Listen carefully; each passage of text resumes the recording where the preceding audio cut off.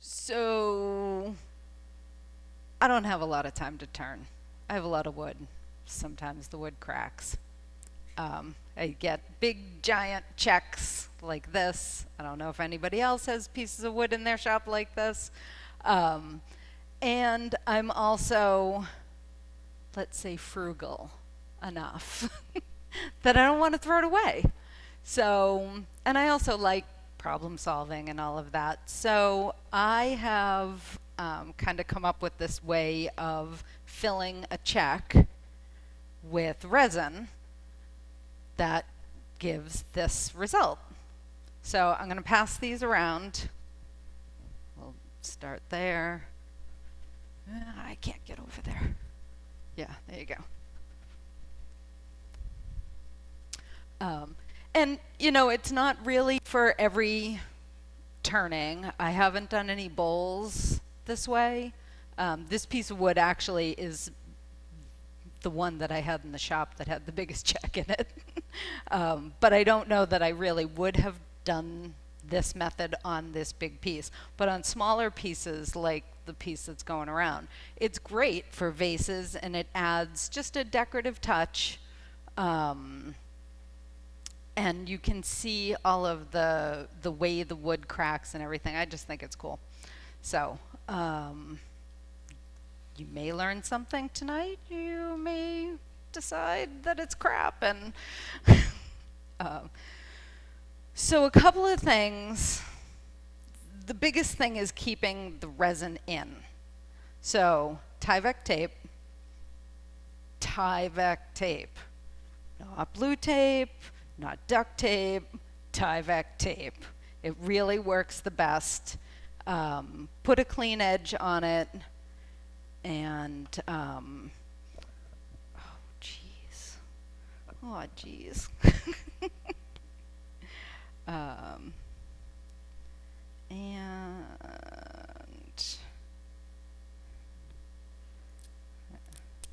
And of course I didn't bring anything to cut this with. I bet, yeah. How many people are gonna? There we go. There. Oh, geez, that's a knife. Yeah.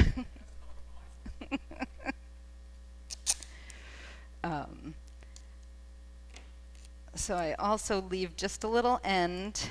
I mean, you can turn the tape off, so you don't really have to be able to lift it off, but I just leave a little tab. And then just really, really, really make sure it's adhered, because that's going to hold your resin in.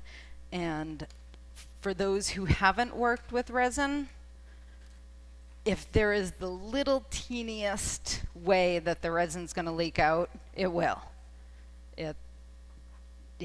And then you fill it up, you think you did great, you come back 10 minutes later and it's half empty, and you're like, oh crap, and there's resin everywhere. The other thing is you also sometimes find out that the check goes all the way through somewhere.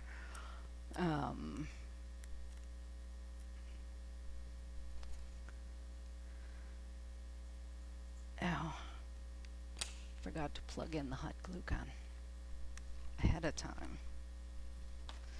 So, and again, none of this, I mean, these are old yellow glue sticks. The resin's old, but or older. It's not clear anymore, but I'm going to put some color in it.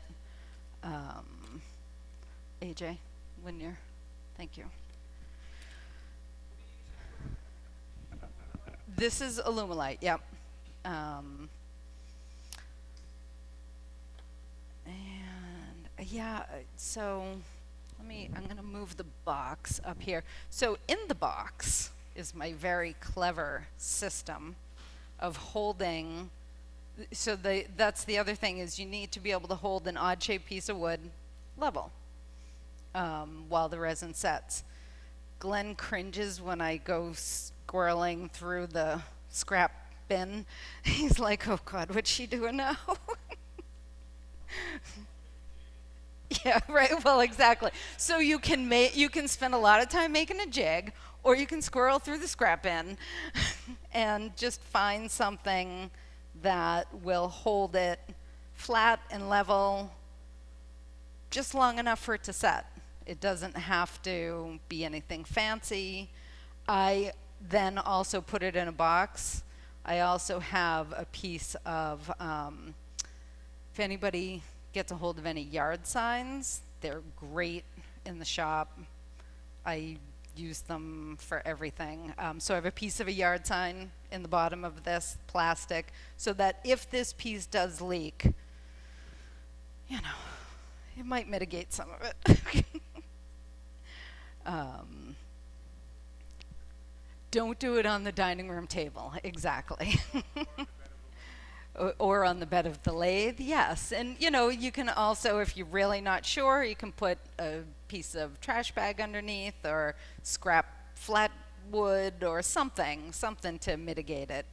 And if it does leak, let it harden. It's much easier to clean up hard than it is when it's soft and gooey and gross. Sometimes it's actually kind of fun to clean up when it's hard.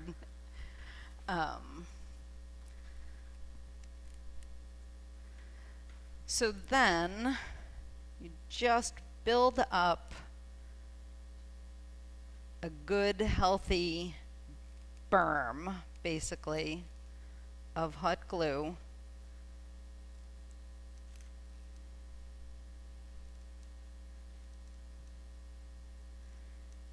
And again, this is another tip from experience. Don't shut the hot glue gun off until you're done pouring, because you may find a need for an emergency berm where you didn't think it was going to come out.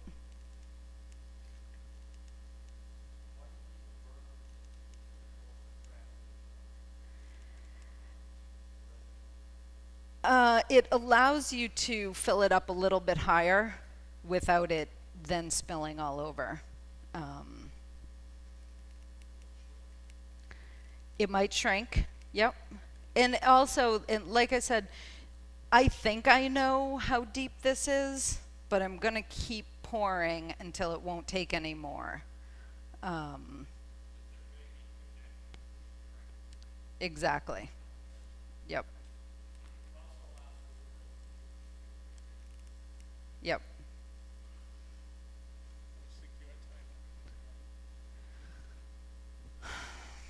This one, the work time, the open time is 30 to 40 minutes, and the cure time is 24 to 48.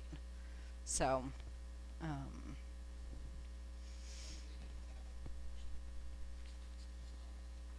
right.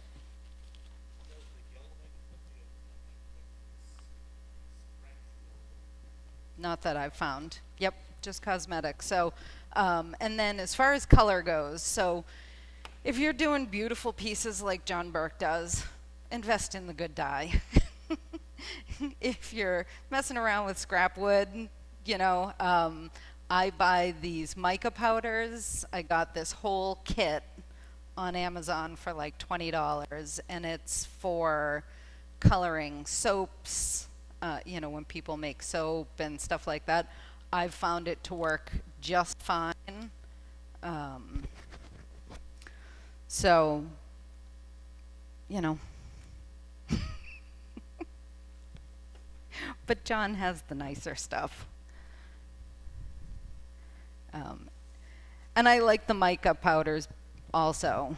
I also sometimes, I'm not going to need it for this, but if the check is thinner, I have a little funnel that you can use to direct the pour, direct the resin into it so that you're not making as big a mess. All right, I think we're ready to mix.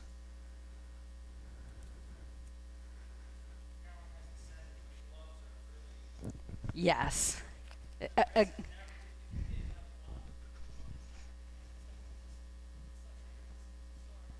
Yeah, yeah. I brought my Sinew smock tonight to wear for the demo, and then as I was leaving, I'm like, "You're working with resin. Get your nasty apron." um, so the other thing is, I'm gonna kind of guess how much resin I need for this. I keep just a little bowl that I put extra resin into, and so as it, it layers, and then eventually I turn it into something. But tonight, whatever is left is just going to sit in here. All right, resin.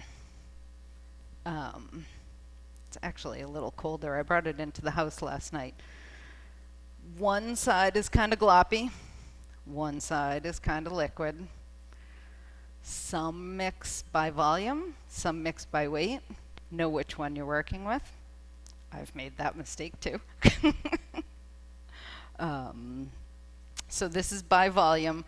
I tend to pour the gloppier one first because it's then easier to put the same amount of the one that pours smoother. Just in case. What do we think? I think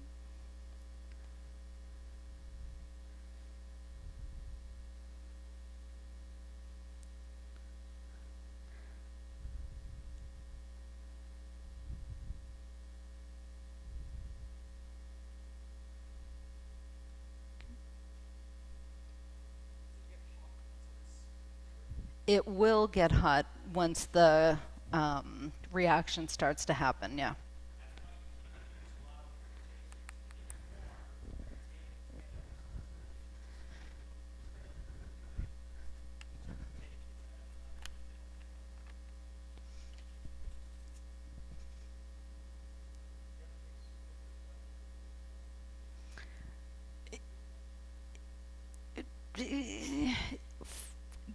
The easy answer is yes, but if you go, just a hair over the line, what you really don't want to do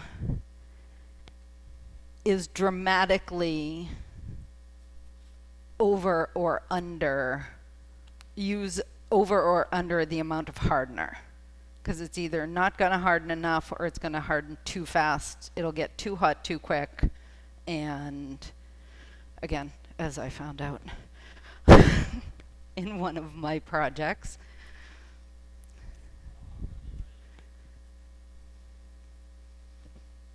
Because I'm now mixing it. Yep. It does. It has all of your different ratios on it. I'm using the 1-to-1.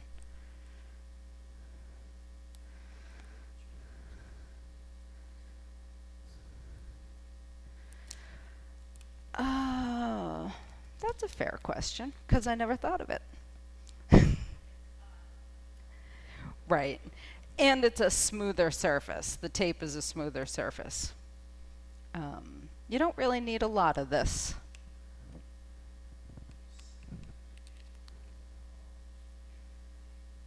I didn't sand it, but it does have a fresh cut on each end.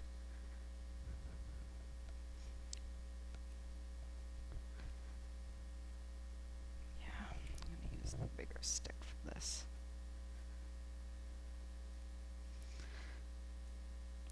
And the stirring is probably the most crucial part.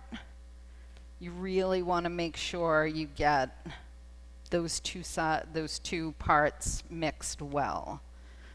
Scrape the sides, go one way, go the other way, and really, I think the the kind of etiquette is if you think you've stirred it enough, keep stirring. Like, just keep stirring, keep stirring, keep stirring, keep stirring, keep stirring, and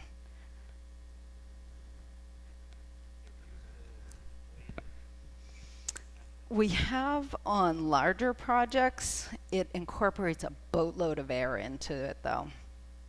So if you're not putting it in a pressure pot, which I could, well, I couldn't get the cardboard box in the pressure pot, but if you're, and then you're just going to spend a lot of time with the torch getting the bubbles out. But something with a long open time, you can do that because it has time to, for the bubbles to rise.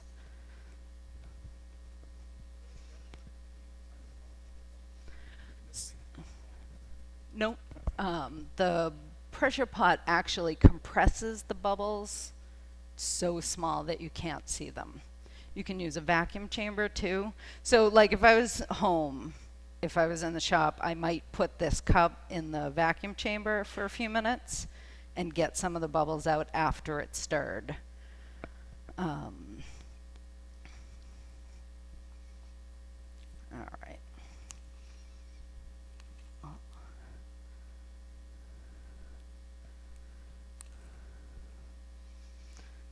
Think that's long enough, John? John times it. And then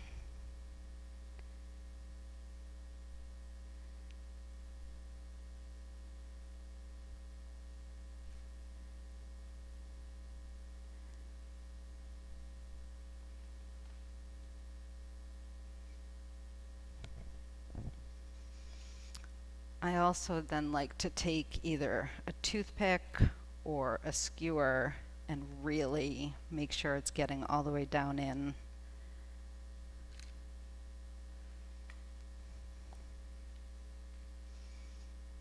I mixed way too much resin.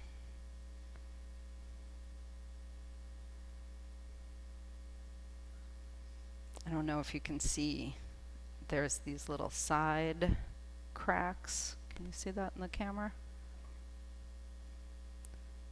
So that's one thing that the glue is going to help. I can get over here on the side. And you're going to see air bubbles coming up.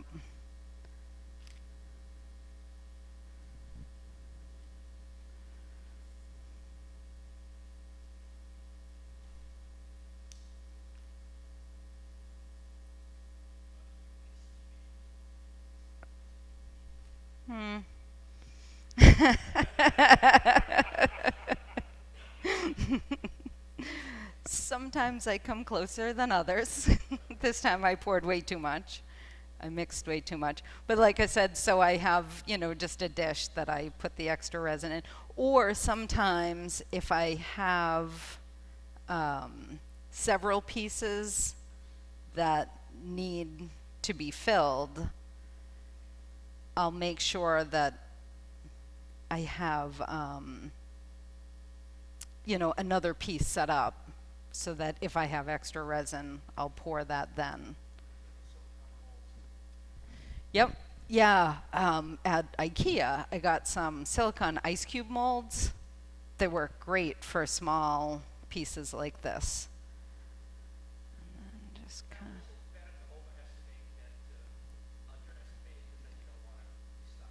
Exactly. Yep, exactly.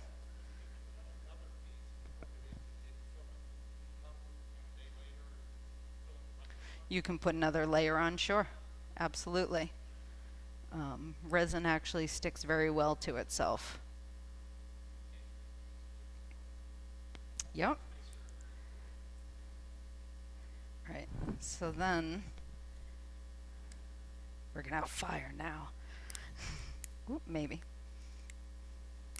There you go. And so as the bubbles come to the surface, don't burn the tape, don't burn the glue.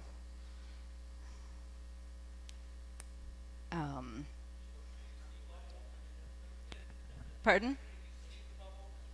Yes, you can see them accumulate. Next, it'll happen again, and we'll make sure that the camera is showing. Um, so like I just saw our big air bubble come up there.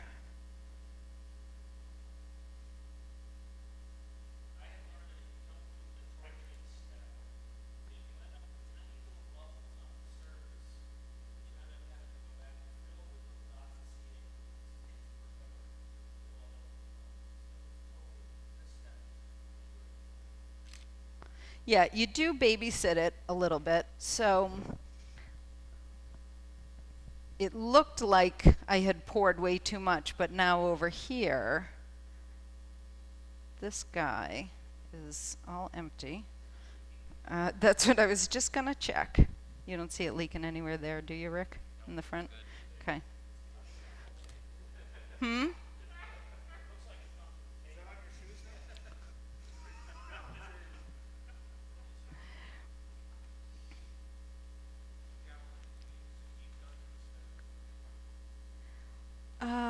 Probably. Yeah.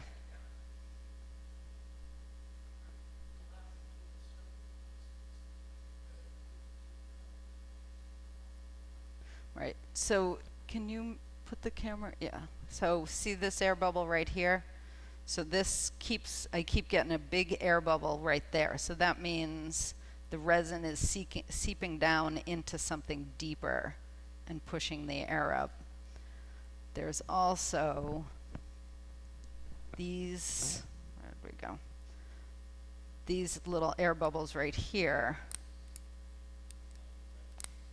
So, and you can just watch them melt right away.